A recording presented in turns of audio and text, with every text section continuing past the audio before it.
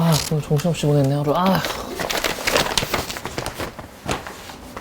네, 안녕하십니까. 법원 아빠의 김영수 변호사입니다. 네, 오늘은 어떤 사건인가요? 작년 이맘때 가장 네. 화두가 된 게 뭐였죠, 사건이? 저희가 뭐 최근에도 관련 내용 찍었지만 N번방? 맞아요. N번방이 약간 주된 내용은 어쨌든 성착취, 불법 촬영 영상이었잖아요. 네. 이번에도 그게 또 일어났어요. 네. 파렴치한 범죄도 일어났죠. 그 내용 좀 얘기를 좀 해주시죠. 승마 국가대표 출신의 남성이 만나다 헤어진 여성에게 몰래 찍은 사진과 영상을 보내며 협박하다 고소당했습니다. 지난해 말 한 남성이 여성에게 보낸 문자입니다.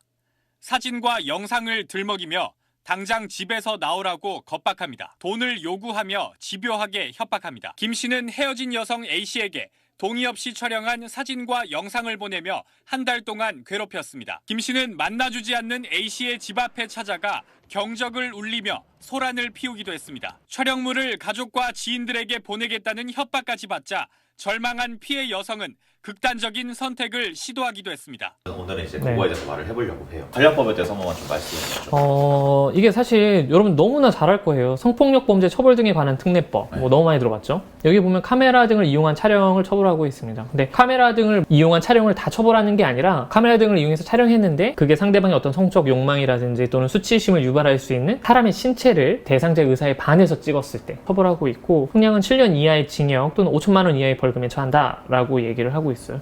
즉 이걸 다시 풀어서 반대로 생각해 보면은 촬영 대상자가 동의만 해주면은 큰 문제는 없겠다는 뜻이. 네. 그러면은 뭐 그게 어떤 영상이든 찍는데 그게 뭐 불법인 건 아닙니다. 다만 상대방이 촬영해주는 거에 대해서 동의를 해줬어. 그래서 촬영은 됐어. 거기까지는 불법이 아니죠. 그렇죠. 근데 거기까지는 불법이 아닌데 이렇게 촬영된 동영상을 그 사람의 의사에 반해서 다시 이거를 배포하거나, 네, 맞아요. 그거는 또 처벌을 받을 수 있어요. 별도의 아예 규정이 있어요. 그 촬영물이나 복제물을 촬영 대상자의 의사에 반해서 반포 등을 한 자, 이때도 마찬가지로 7년 이하의 징역 또는 5천만 원 이하의 벌금에 처한다.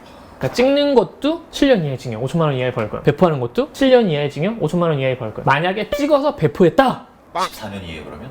그대로 뭐 14년이 되는 건 아니지만 어쨌든 각각의 하나의 행위가 처벌 대상이 되기 때문에 범죄가 두 개가 되는 거예요. 형량이 올라가겠죠. 네, 한참 올라가겠죠. 많이 올라가겠죠. 피해자에게 이제 돈을 달라고 네. 요구했잖아요. 네네. 그리고 집에 와서 크락션도 계속 울리고 계속 지속적으로 협박을 했잖아요. 그럼 네네. 협박도 문제가 될 수 있긴 하겠네요. 협박도 문제가 될 수 있죠. 근데 이제 이 특별법을 보면은 협박이나 강요를 또 별도로 처벌하는 규정이 있어요. 그러니까 성적 욕망 또는 수치심을 유발할 수 있는 촬영물, 이거를 이용해서 사람을 협박했다. 그럼 그 협박한 것만으로도 1년 이상의 유기징역에 처한다라고 규정하고 있어요. 그 협박의 범위를 어떻게 볼 것인지는 뭐 판례에 따라서 정해지겠죠. 만남을 다시 이어가기 위해서 벌인 장난이었다. 그리고 제가 진짜 악한 마음을 막 품었으면 다른 사람한테 보내지 네.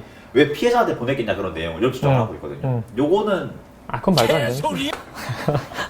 자백하십시오.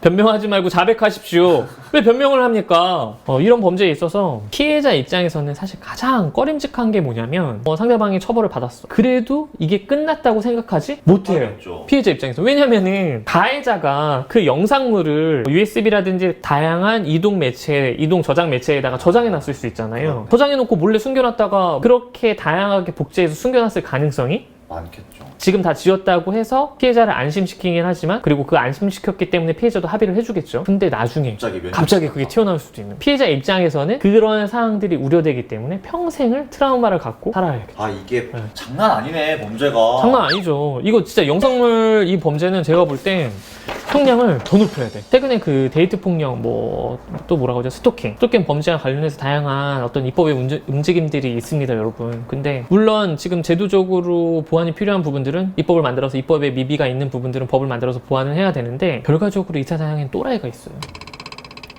저 약간 좀 약간 또라이가 있어요라고 하고 이거를 봐도 되는데 왜 저를 봐요? 아니야. 나는 내가 한 얘기에 동의해달라고. 동의했어요. 아무리 법이 잘 정비되어 있어도 또라이는 맘먹고 행동하면 그 또라이를 막을 수 있어요, 없어요? 못 막죠. 막을 수가 없어. 이 사건의 피해자분은 결국에는 안 좋은 선택까지 하려고 하셨던 거잖아요. 성범죄 사건의 피해자들, 이것도 어떻게 보면 성범죄거든요. 성범죄 사건의 피해자들이 갖는 그 트라우마는 굉장히 오랜 기간 동안 지속이 되는 것 같고, 뭔가 피해자들을 좀 더 보호해주고 구제해줄 만한 법안이 더 나오고, 가해자들을 좀 더 엄격하게 처벌해서 네. 아예 생각도 못하게 한번 해볼까? 하는 것도 생각 아예 들지도 못하게 하는 게 맞아요. 저희가 네. 새 연휴부터 네. 썩 좋지 않은 주제를 가지고 왔는데 이번 연휴는 또 코로나 때문에 많이 네. 못 가실 것 같아요. 맞아요. 가족분들 보고 싶으실 텐데 네. 어쨌든 뭐 이동하시더라도 음. 방역 철저히 해주시고 네. 댁에서 이제 즐거운 한가위. 명절 보내시길 한가위가 즐거운 설날 연휴 보내시기 바랍니다. 2021년도 다들 새해 복 많이 받으십시오. 새해 복 많이 받으세요.